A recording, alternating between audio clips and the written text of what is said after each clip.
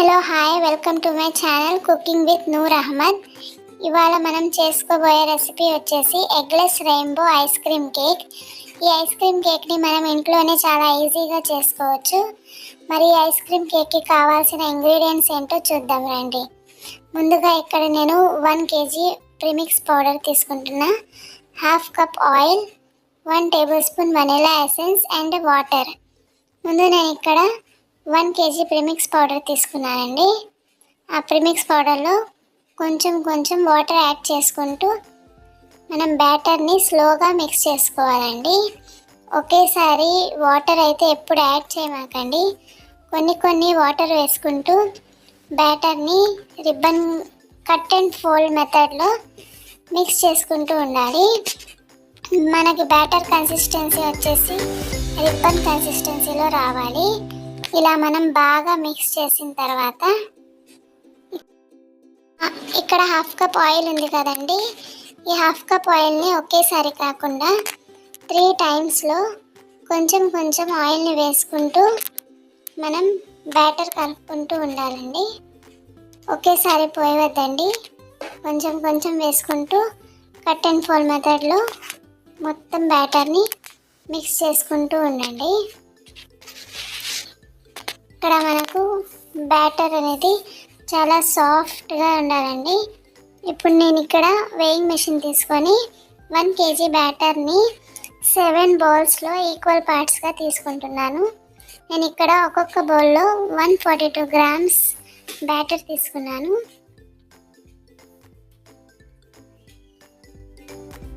అలా 7 బౌల్స్లో బ్యాటర్ తీసుకున్న తర్వాత ఇక్కడ నేను 7 కలర్స్ తీసుకున్నాను. ఒక్కొక్క బౌల్లో ఒక్కొక్క కలర్ వేసి బాగా స్పూన్స్తో మిక్స్ చేయాలండి.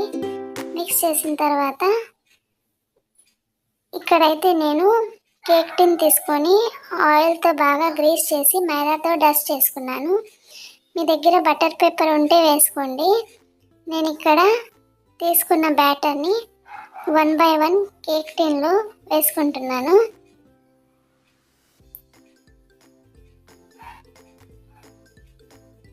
అలా 1 by 1 మొత్తం బ్యాటర్స్ని వేసుకొని ట్యాప్ చేసుకుంటూ వేసుకోవాలండి. ఒకేసారి వేయకుండా మధ్య మధ్యలో ట్యాప్ చేసుకుంటూ వేసుకోవాలి. ఇక్కడ నేను microwave oven 10 minutes first preheat చేసి పెట్టుకున్నానండి. ఆ ప్రీహీట్ అయిన తర్వాత మన కేక్ టిన్ ఏదైతే బ్యాటర్ ఉందో అది అవెన్లో పెట్టి 170 degreesలో 40 minutes మనం బేక్ చేసుకోవాలండి. 40 minutes తర్వాత అయితే మా కేక్ కూల్ అయిపోయిన తర్వాత ఇక్కడ నేను లేయర్స్గా కేక్ని కట్ చేసుకుంటున్నాను. నేను ఈ కేక్లో మొత్తం 3 లేయర్స్ అయితే కట్ చేస్తున్నానండి. అలా అన్ని 3 లేయర్స్ కట్ చేసిన తర్వాత ఒక పక్కకైతే పెట్టుకుంటున్నానండి.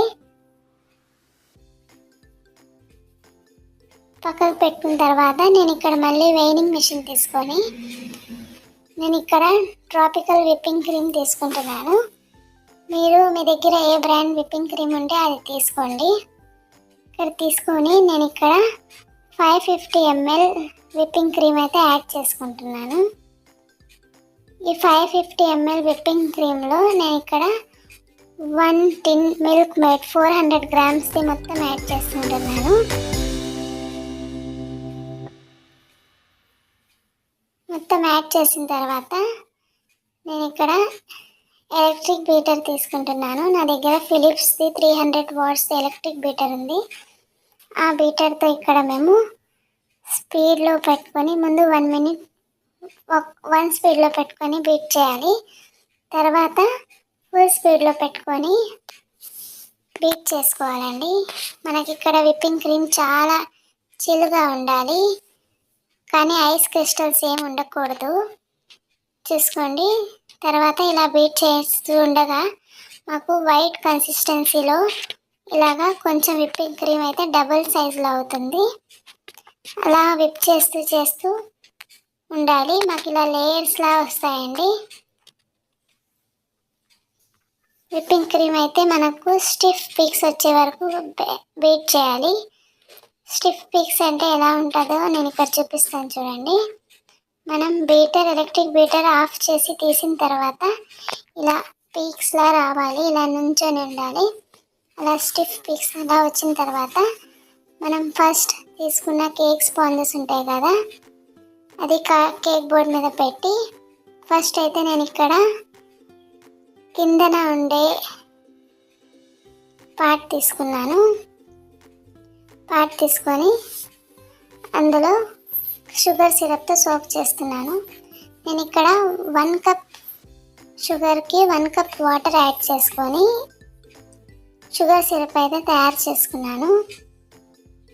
ఆ షుగర్ సిరప్తో మొత్తం సోక్ చేసి మనం డిప్ చేసుకున్న క్రీమ్ ఉంది కదా, అది మొత్తం లెవెల్గా స్ప్రెడ్ చేసుకోవాలి.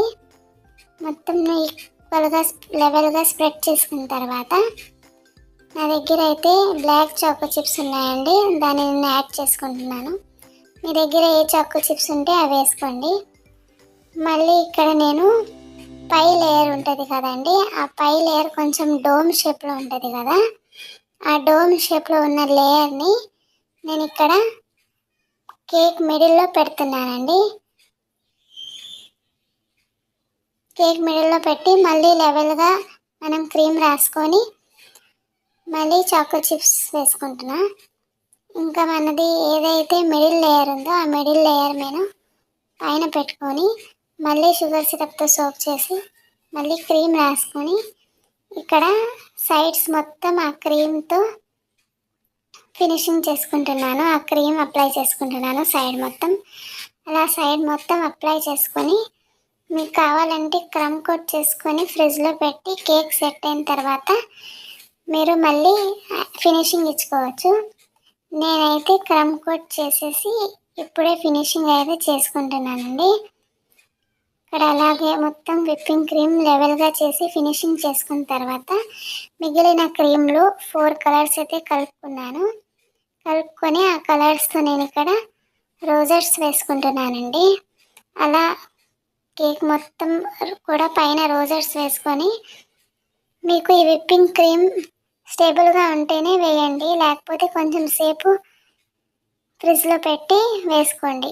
నేను ఇంకా అదే పైపింగ్ బ్యాగ్లో ఉన్న క్రీమ్తో కింద కూడా బార్డర్ని చేసుకున్నానండి. అంతే అండి, మా eggless rainbow ice cream cake అయితే రెడీ అయిపోయింది. ఇంకా పైన నేను స్ప్రింకిల్స్తో గార్నిష్ చేసుకున్నానండి. అంతే అండి, చాలా easy and simple eggless rainbow ice cream cake అయితే రెడీ అయిపోయింది. మీకు కనుక ఈ వీడియో నచ్చితే లైక్, షేర్, సబ్స్క్రైబ్ చేయండి.